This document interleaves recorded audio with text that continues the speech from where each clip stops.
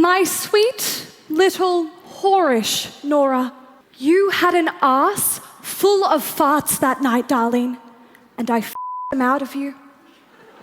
Big, fat fellows, long, windy ones, quick little merry cracks, and a lot of tiny little naughty farties, ending in one long gush from your hole.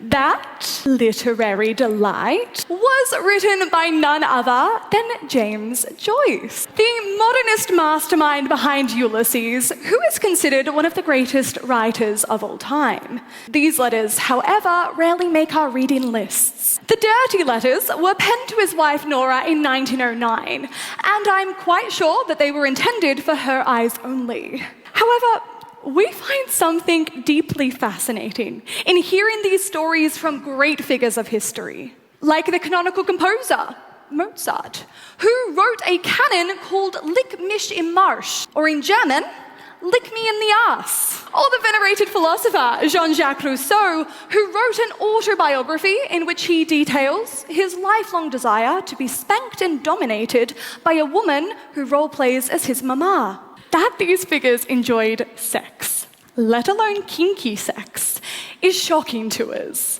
To turn back, finally, to Mr. Joyce and his sweet, dirty little fuckbird, I think it is something to celebrate that the author of a book that we consider the modernist Bible is the same person who found blissful joy in hearing the dirty, fat, girlish farts go pop from his wife's bum. And more than that, I think they point to an interesting historical example of one couple playing ethically with the boundaries of kinks and fetishes. Though Nora's replies to these letters have never been found, we can clearly see evidence of a desire that was being mutually explored and respected by two loving and consenting parties. They didn't allow the absence of one another's body to suspend their desire, but instead, they found a written solution. How different is that to the experiences of sexting and Zoom sessions that many of us had over the pandemic? And wouldn't it have been wonderful if instead of thinking we were the first humans to experience this disembodied desire, we had a historical example to look to, whose written legacy demonstrates a mutual exploration performed in an ethical, loving, and respectful way?